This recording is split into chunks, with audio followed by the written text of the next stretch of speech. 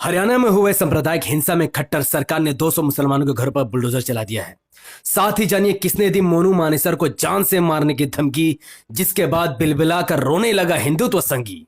ये वीडियो हरियाणा में हुए हिंसा पर ऐसी रिपोर्ट है जो आपके दिलों को झंझोड़ कर रख देगा। पूरी वीडियो डिटेल से समझने से पहले अस्सलाम वालेकुम वरहमतुल्लाहि वबरकात। अल्लाह के नाम से शुरू जो बड़ा मेहरबान निहायत रहम करने वाला है। मैं हूं मोहम्मद हफीज अंसारी और आप देख रहे हैं द पॉलिटिकल। 31 जुलाई 2023 को हरियाणा के नूंह सहित कई जिलों में सांप्रदायिक दंगे भड़क गए।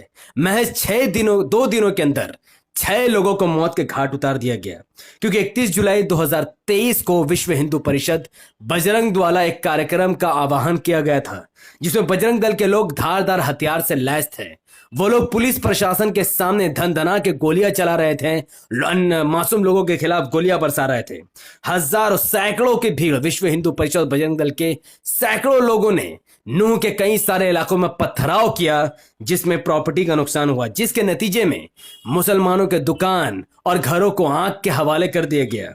जिसमें एक बुजुर्ग जो 9 लोगों के परिवार को पालते थे, उनके दुकान को भी आग के हवाले कर दिया गया, जिसमें उनका 3 लाख का वो सामान जल गया, जिसे बेचकर वो अपना घर जलाते थे।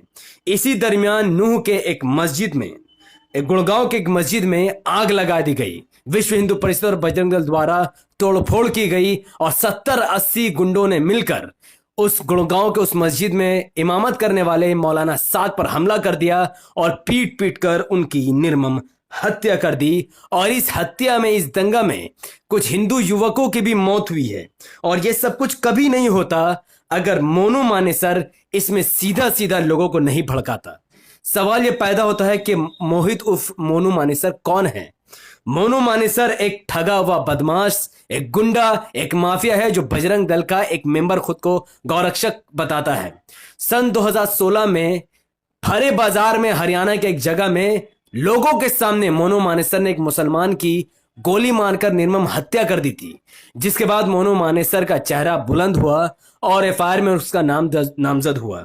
23 जनवरी 2023 को हरियाणा मेवात के रहने वाले एक वारिस नामक मुस्लिम युवक को मोनू मानेसर और बजरंग दल के गौरक्षक के गुंडों ने उसको किडनैप कर लिया। मुस्लिम और गौ तस्करी के आरोप में उसको गाड़ी के अंदर बंद करके खूब मारा पीटा, जिसके कुछ ही घंटे के बाद वारिस की निर्मम हत्या हो जाती है और वारिस की मां रो रो कर इंसाफ की गुहार लगाती है।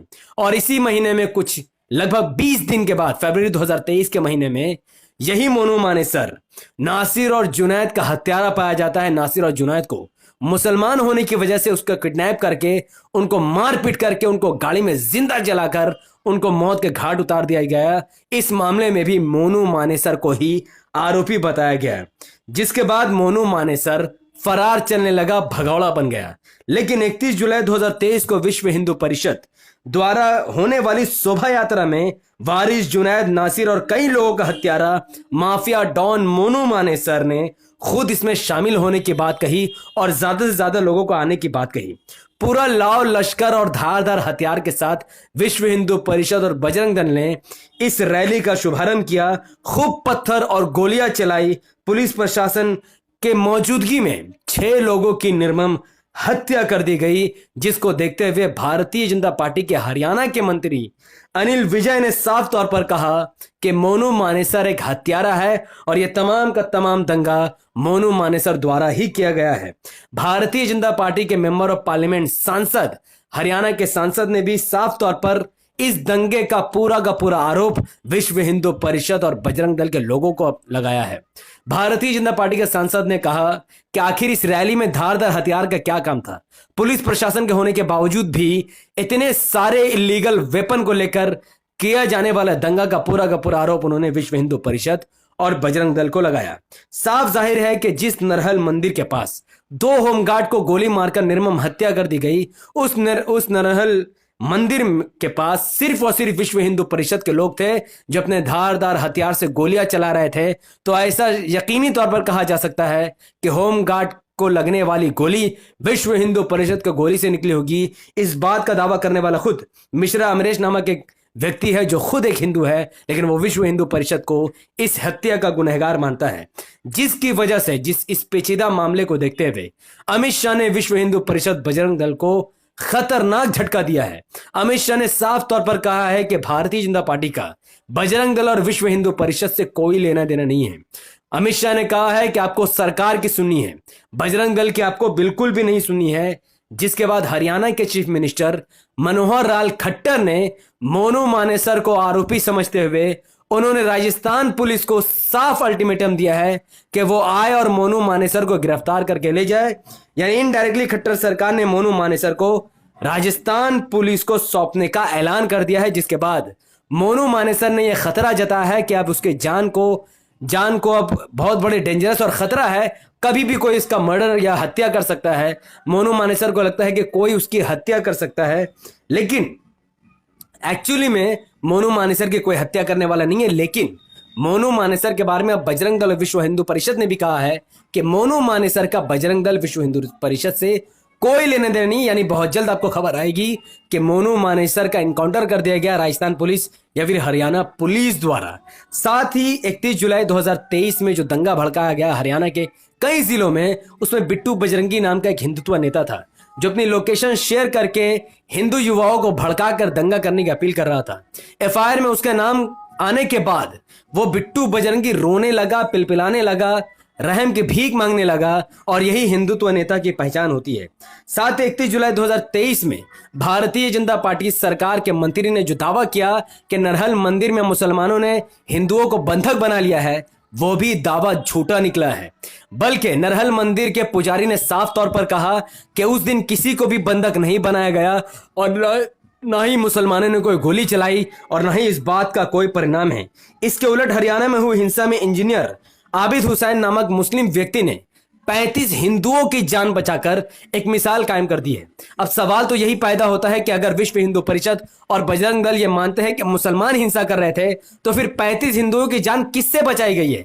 जाहिर सी बात है, विश्व हिंदू परिषद और बजरंग दल के लोग जो धारदार हथियार से गोलियां चला रहे थे, उन गोलियों से बचाया एक मुसलमान ने 35 हिंदुओं को। लेकिन इसके बावजूद भी 116 लोगों को अरेस्ट किया गया, जिसमें अधिकतर अफसोस के साथ कहना पड़ रहा है कि वो मुसलमान थे।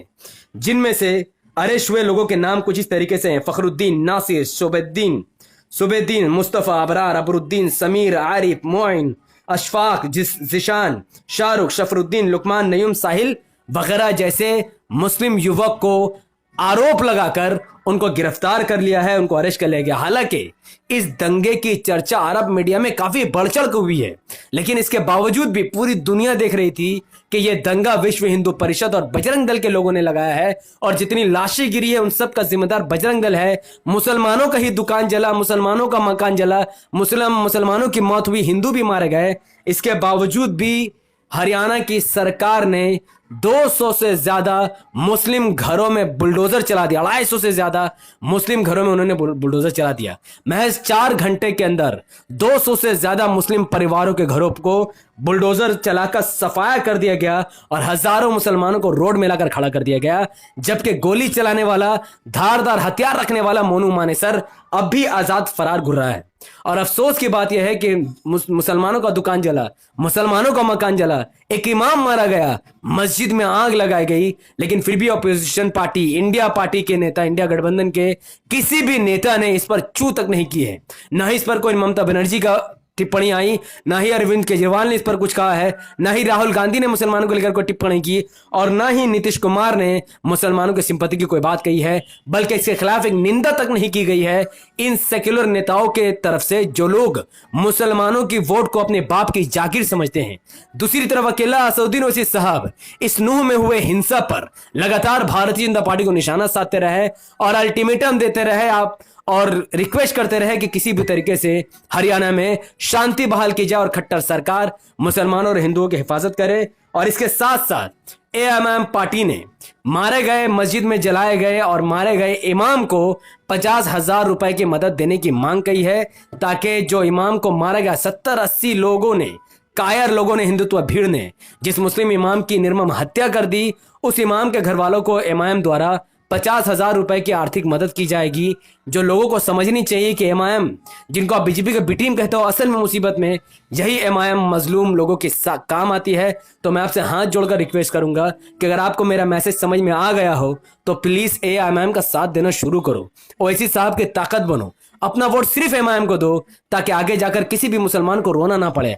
आज 200 से ज्यादा मुस्लिम घरों में बुलडोजर चला गया, हजारों मुस्लिम परिवार बेघर हैं, वो रो रहे हैं, चिल्ला रहे हैं, लेकिन कोई उनकी सुनने वाला नहीं है। अकेला ओवैसी साहब कितना किसकी मदद करेंगे जब तक आप भारत के 25 करोड़ मुसलमान एमआईएम का साथ नहीं देते थे। इस वीडियो को लाखों लोगों तक पहुंचाने की जिम्मेदारी आपकी है। इस वीडियो को लाइक कीजिए, शेयर कीजिए, कमेंट कीजिए, अपनी बातों को जरूर कमेंट पर रखिए कि इन तमाम चीजों पर आप किसको जिम्मेदार मानते हैं। क्या मनु मानेसर को अरेस्ट होना चाहिए या फिर उसका इनकाउंटर कर दिया जाना चाहिए? अपनी बात कमेंट पर जरूर दीजिए। हमारे YouTube चैनल द पॉलिटिकल को लाइक सब्सक्राइब कीजिए, बेल आइकन को हिट कीजिए। अगर आप सिर्फ इस वीडियो को हमारे Facebook channel the political news पर देख रहे थे तो इसे लाइक और फॉलो कीजिए, 5 बड़े ग्रुप में शेयर कीजिए। मुझे अपनी दुआ में रखिए। बहुत बहुत शुक्रिया। अस्सलाम वालेकुम बरकात। मैं था मोहम्मद हफीज अंसारी और आप देख रहे थे द पॉलिटिकल। मैं अल्लाह हबीब, पीस अपॉन अस।